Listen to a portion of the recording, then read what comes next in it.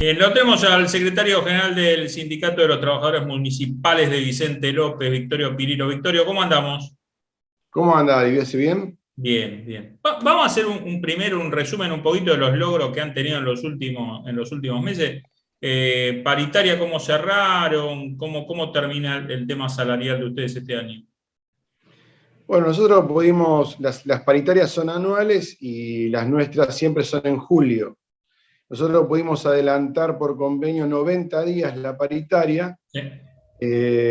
a la fecha que legalmente correspondía y logramos con eso que el aumento salarial impacte en el aguinaldo. Bien. Entonces, impactamos un 42% al básico, nada en negro, pagaderos en menos de 90 días. Ujú.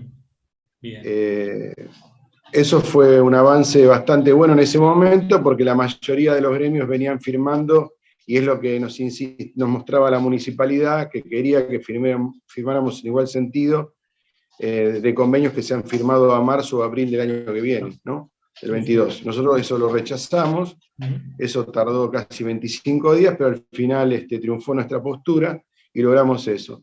Logramos que la enfermería, a contrario censo que en Capital Larreta, Bueno. sea declarada profesional y Ujú. no administrativa, como hace el señor Larreta con el cuerpo de enfermería. Ujú. También se ratificó el régimen de franqueros, el SAMOFOR, que es la recaudación de las obras sociales, de la facturación, que el 40% se distribuye entre todos los empleados de salud, desde la mucama hasta el director del hospital. Conseguimos los 12 días de estrés para todos, las insalubridades para los técnicos de laboratorio, de rayos, etcétera. Bueno, un montón de beneficios. Un plus del 20% para los médicos y profesionales por arriba de los acuerdos salariales que se firman en la provincia, y un 30 y 40% de un plus para el sector docente, que acá es mucho, Sí. por arriba de los acuerdos salariales que pacta la provincia. Bien. Entre Bueno. otras cosas, pasamos 2.862 trabajadores a planta permanente y 402 trabajadores a la carrera profesional hospitalaria. Bien, eso ustedes año a año lo vienen haciendo, vienen tratando de que no Y queden todos los... los años se tiene que pelear para que vaya en el presupuesto y esté vigente. En algunas oportunidades, hace años atrás, un intendente lo dejó sin efecto todo esto, casi 2 años. Tuvimos que pelear en la calle, fueron 6 meses de conflicto, 6 meses, el campo tuvo 4, nosotros tuvimos 6, ir a la justicia también, y bueno, después pudimos retrotraer todo y que los trabajadores vuelvan a gozar de estos derechos que parecen simples, No, pero que costó mucho trabajo. sí, y cuestan a nivel nacional. El gobierno ha anunciado, el gobierno de la provincia de Buenos Aires ha anunciado también el pase a planta de un montón de trabajadores del Estado, que el Estado tendría que dar el ejemplo con esto, ¿no? No tener trabajadores o fuera de convenio o recién hizo una apreciación sobre el tema de una percepción que se puede ingresar al salario en negro. Digo, el de Estado no tendría que hacer esto. No, no, no, pero es la nueva mecánica que se está imponiendo en muchos municipios, inclusive la nueva modalidad ya es ni siquiera tomarlos como contratados o mensualizados, sino como prestadores de servicios del municipio. O sea, es un prestador. Claro, es un monotributista. Eh, sí, cuyos aportes los tiene que hacer el propio trabajador, la obra social se la tiene que pagar el trabajador, los aportes jubilatorios lo tiene que hacer el propio trabajador. Me parece un tema regresivo, que eso tendría que plantearse entre el gobernador y los intendentes de tratar de retrotraer eso, de no avanzar en ese esquema que conculca derechos. ¿Qué es lo que quiere un poco el conjunto de la derecha argentina, ¿no? Ir por una indemnización que se la pague el trabajador, ver cómo hacemos con el tema de vacaciones. Y eso es lo que No, vienen planteando muchos candidatos hoy que están en boga, y creo que es lo que está imponiendo en el Fondo Monetario Internacional, eh, hablando directamente de una flexibilización laboral que lleva implícita el tema de una falsa dicotomía en el hecho de que si acá eliminamos las indemnizaciones eliminamos el tema de los aguinaldos, y eliminamos, por ejemplo, hasta han planeado, el señor Funes de Rioja ha deslizado un pensamiento en el sentido de que el propio trabajador, porque se toma licencia de CEL, como la disfruta, él mismo se la tiene que pagar, fíjese el disparate ¿no? Pero bueno, todo bajo un concepto falso de que estas leyes laborales son perjudiciales para las patronales argentinas, cosa que no es cierto, porque con estas leyes se han hecho requete millonarios. Y si usted ve el índice de dinero fugado de este país y que está en los paraísos fiscales, viene primero la Unión Soviética y segundo viene o Rusia y venimos nosotros, Argentina, con la mayor cantidad de dinero del sector empresario precisamente, que está en paraísos fiscales y que tan mal con estas leyes no le fue. Sí. No sé por qué se quejan tanto. Hemos visto, Victorio, lo que ha ganado Molinos, Arcor, Ledesma. En plena pandemia, en el primer trimestre de este año, son los formadores de precios y sin embargo se quejan, ¿no? Dicen que no pueden retrotraer los precios.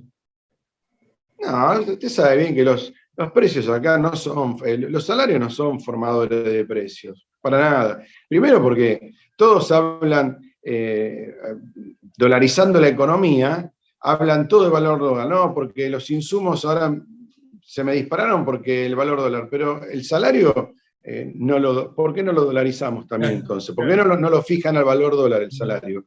O sea, cuando es el tema de remarcar precios, utilizan el patrón dólar como excusa para actualizar sus valores ya inflados, pero cuando es discusión de salario hablamos en pesos, y en pesos muy disminuidos, porque fíjese que, reconocido por el propio gobierno, casi un 85-87% de los asalariados del país no supera un salario promedio de 35.000 pesos o 40.000 pesos. Ese es el promedio, en realidad. El promedio, estoy diciendo, no digo que no haya gente que gane más, como también hay gente que gana menos. Claro, sí. El promedio del salario registrado y el gran problema que tenemos, Victorio, que lo dijimos recién poco al pasar, es la cantidad de trabajadores y trabajadoras que no tenemos registrados, que más o menos orilla el 40%, supera el 40%.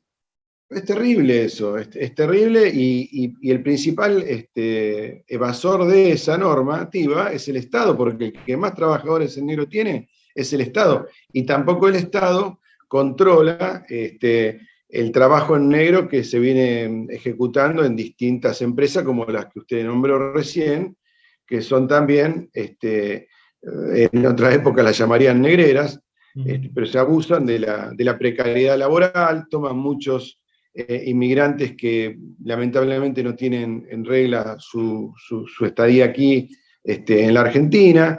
Entonces, todo este tema que se repite en toda Latinoamérica, no escapa a la Argentina, y mucho menos los empresarios que se jactan de ser empresarios, pero en realidad yo no conozco la Coca-Cola argentina en el mundo, no conozco la General Motors argentina en el mundo, no, son empresarios paraestatales que han vivido siempre de los contratos del Estado. Siempre han sido extremadamente exitosos vendiendo al Estado algo o siendo subsidiados, como han sido subsidiados en gran parte y en gran medida estas multinacionales en el proceso pandémico, casi en un 40% de los salarios de sus trabajadores, para que ellos vendan y las riquezas que generaron las giren a sus países originarios de donde son estos monopolios.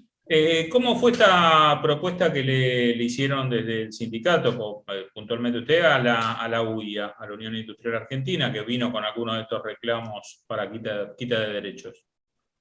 No, nosotros fuimos muy duros con ese tema porque consideramos, primero, estuvimos en contra de el fraccionamiento del día en lo que respecta a las 6 horas. Porque supongamos, hay fábricas que tienen 3 turnos de 8, son 24 horas. Entonces, para formar el cuarto turno, bajarle a la gente, hay que bajarle a la gente 2 horas por cada turno. Si usted le resta 2 horas por cada turno, genera un nuevo turno de 6.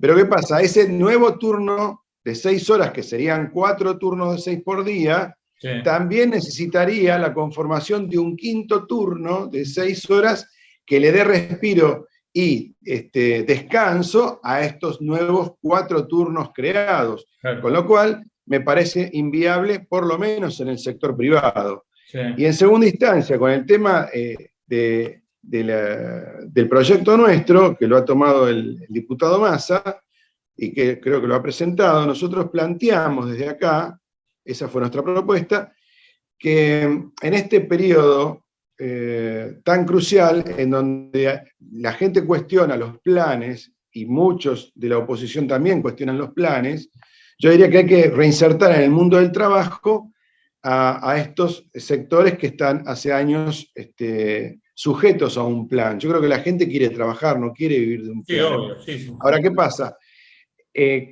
Para facilitar eso, nosotros dijimos que por un año el empresario tiene que tener la obligación de capacitar a esta gente para que esta gente pueda reinsertarse en el mundo del trabajo. Tiene que cumplir la empresa un rol social también. No puede desconocerlo o hacerse distraído. Y el Estado tiene que atender de lo que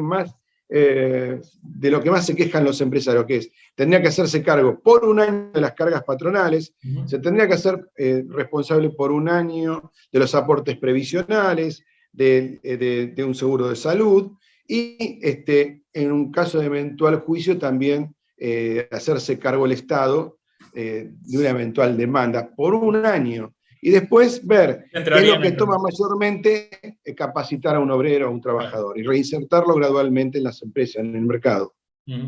Victorio, como siempre, gracias por el contacto con Movilizados. Un abrazo enorme. Muchas gracias. Gracias a ustedes.